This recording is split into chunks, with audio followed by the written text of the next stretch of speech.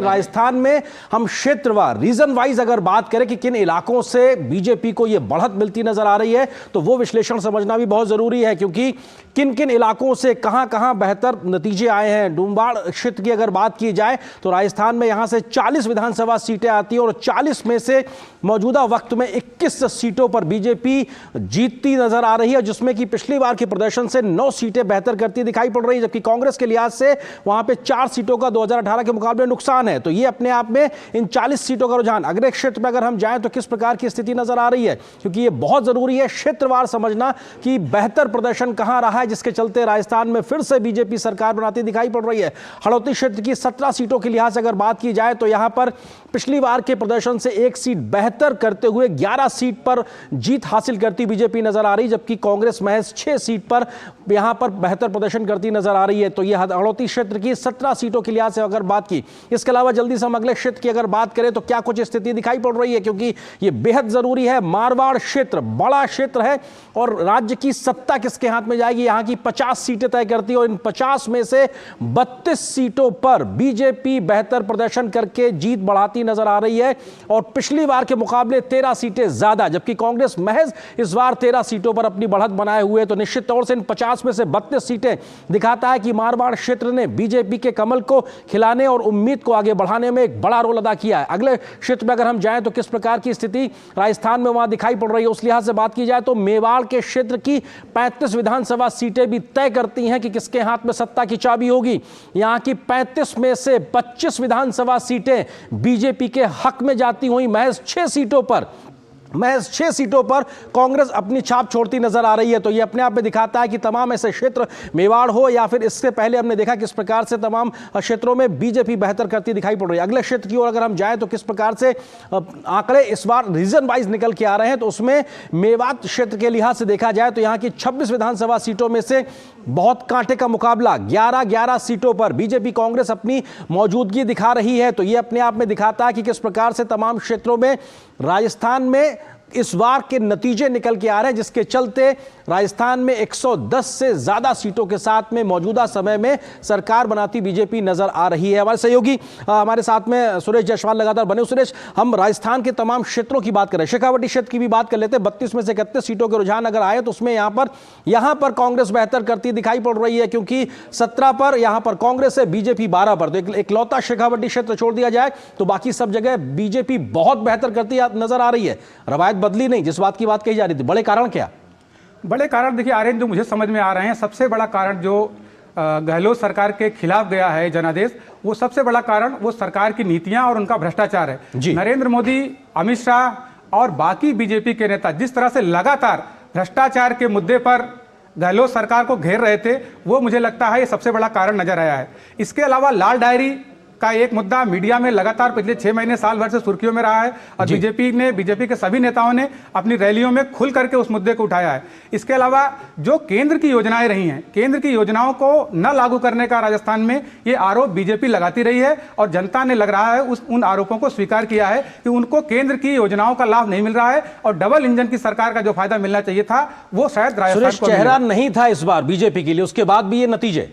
हाँ, चेहरा बीजेपी ने नहीं किया। उनकी हर बार एक अलग रणनीति के तहत बीजेपी अपने अलग अलग राज्यों में जाती है, लेकिन मुझे लग रहा है कि चेहरा ना होना भी कोई एक बड़ा फैक्टर सामने नहीं आया है। हालांकि शुरू में कहा जा रहा था कि वसुंधरा राजे नाराज हैं या वो प्रचार नहीं कर रही हैं, लेकिन चुनाव में जिस तरह से उन्होंने 50-60 रैलियां की और खुल के उन्होंने सारे नेताओं ने उनका समर्थन किया, उससे साफ है कि वो वसुंधरा का बीजेपी लगातार साथ ले रही है। बिल्कुल, और शायद इसीलिए ये नतीजे दिखाई पड़ रहे हैं। हम अगले बड़े राज्य मध्य प्रदेश की ओर रुख करते हैं और मध्य प्रदेश के अगर आंकड़ों के लिहाज से बात करें तो किस प्रकार से 2018 में स्थिति थी और उसके बाद में 2023 में स्थिति बन गई है।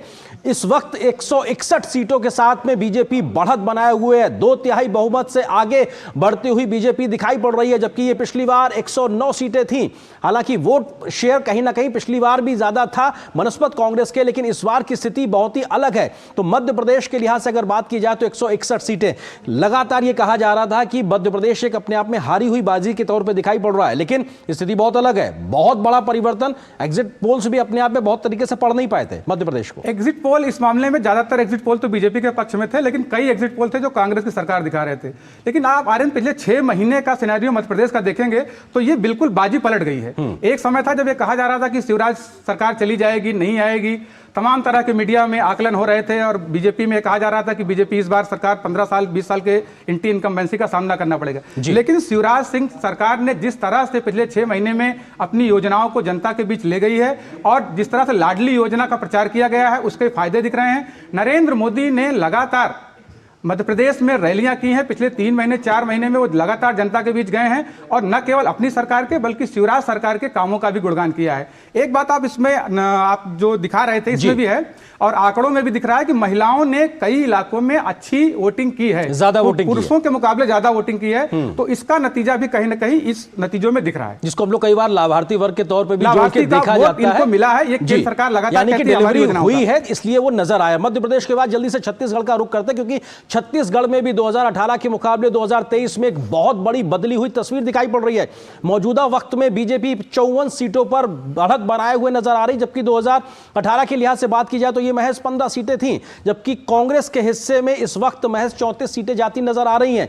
जबकि भूपेश बघेल एक ऐसा चेहरा जिनको कांग्रेस राष्ट्रीय स्तर पर एक राष्ट्रीय जिम्मेदारी के साथ में प्रोजेक्ट करती थी और यह माना जा रहा था कि यह तो बड़ा एक आसान फाइट है, बावजूद उसके वहां पर हार मिलती साफ तौर से दिखाई पड़ रही है। यह महज कांग्रेस नहीं, उनके राष्ट्रीय नेतृत्व, उनके क्षेत्रीय नेतृत्व, तमाम लोगों की रणनीति को विफल होते दिखाई पड़ रहे हैं आंकड़े। आर्यन, मैं कहूं तो इस 4 राज्यों के जो नतीजे आ रहे हैं, इसमें सबसे ज्यादा चौंकाने वाला नतीजा जो मीडिया के लिए भी, आम लोगों के लिए भी छत्तीसगढ़ रहा है। किसी भी सर्वे में ज्यादातर सर्वे कांग्रेस की सरकार को बनाते हुए दिख रहे थे और बाकी मीडिया में भी यही चर्चा थी कि छत्तीसगढ़ में इस बार भी कांग्रेस की सरकार वापसी करेगी। लेकिन जो नतीजे आए हैं छत्तीसगढ़ में बिल्कुल उल्टे आए हैं। इसका सबसे बड़ा कारण मुझे दो दिखता है कि शराबबंदी के मुद्दे पर जो उन्होंने वादा किया था भूपेश बघेल सरकार ने, वो पूरा नहीं किया। महिलाओं की नाराजगी भूपेश बघेल सरकार के खिलाफ लगातार दिखी है। इसके अलावा एक बड़ा मुद्दा जो दिखा है बेरोजगारी का, वहां पे सिविल सर्विसेज के एग्जाम में भ्रष्टाचार का मामला आया है। इसके अलावा भ्रष्टाचार का मामला, बेटिंग जो गेमिंग का ऐप का मामला है वो लगातार रहा है। इसके अलावा शराब घोटाले में भी कहीं ना कहीं तार, दिल्ली से शराब घोटाला हुआ, उसके तार छत्तीसगढ़ में जुड़ते नजर आ रहे हैं। ये सब कारण रहे हैं जो भूपेश बघेल सरकार की विदाई इन नतीजों में दिख रही है और खुद भूपेश बघेल भी अपनी सीट शायद बचा पाने में कामयाब नहीं हो पाए। और छत्तीसगढ़ के कांग्रेस मॉडल का जिक्र लगातार किया जाता था, शायद उसको भी जनता नकारती नजर आ रही है। अगले हम राज्य तेलंगाना की ओर रुख करते हैं और तेलंगाना में स्थिति जो इस वक्त दिखाई पड़ रही है उस लिहाज से अगर बात की जाए तो यहां पर कांग्रेस के लिए बेहतर स्थिति है, क्योंकि वहां से बीआरएस की विदाई होती दिखाई पड़ रही है और कांग्रेस वहां पर आती दिखाई पड़ रही है। लेकिन कांग्रेस जीत रही है या बीआरएस हार रही है, यह भी आकलन अपने आप में जरूरी है। और असदुद्दीन ओवैसी के लिहाज से अगर बात की जाए तो उनकी राजनीति को लेकर भी बहुत से सवाल होंगे। सुरेश, आर्यन, देखिए तेलंगाना के नतीजों में एक तो यह बात निकल के सामने आई कि चंद्रशेखर सरकार के 10 साल की एंटी इनकम्बेंसी उन पर भारी पड़ी है। उसके बावजूद एक चीज अगर देखें तो उन पर परिवारवाद का लगातार आरोप लगता रहा है। वहां पे सिविल सर्विसेज की भर्तियां नहीं हो रही हैं, बेरोजगारी बहुत ज्यादा है। इसके अलावा बीजेपी ने जिस तरह से तेलंगाना में पिछले विधानसभा चुनाव में, उसके बाद लोकसभा चुनाव में लगातार उनका वोट प्रतिशत बढ़ा है और वो जनता के बीच जाकर के उनके जो नेता हैं, इससे खासकर इसके पहले के जो प्रदेश अध्यक्ष थे और जो अभी मौजूदा प्रदेश अध्यक्ष केंद्रीय मंत्री हैं, वो सब उन लोगों ने जिस तरह से जनता के बीच में जाकर के अपनी नीतियां रखी हैं और उन सरकार के विरोध में जो उनकी गलत नीतियां उसको प्रचार किया है। लेकिन दूसरा इसमें मुद्दा यह है कि कांग्रेस यहां जीतती हुई नजर तो आ रही है, लेकिन यह जीत कांग्रेस की है या कि बीआरएस की हार है, यह भी एक बड़ा सवाल है। बिल्कुल, यह बड़ा सवाल है। लेकिन मौजूदा स्थिति के लिहाज से अगर बात की जाए तो 2023 के इन विधानसभा चुनाव के जनादेश में स्थिति साफ होती नजर आ रही है। लेकिन अब यहां से आगे बढ़ते हुए बात करें तो 2024 के संकेत भी साफ तौर से दिखाई पड़ रहे हैं। अशोक और ऋतु, अगर इस लिहाज से बात की जाए तो ये जो आज के नतीजे हैं ये आने वाले 2024 के लिहाज से एक बड़ा आधार तैयार करेंगे। और जिस बात की जिक्र और चर्चा आप लोग भी लगातार करते रहे मेहमानों से कि इंडिया अलायंस को लेकर भी अपने आप में अब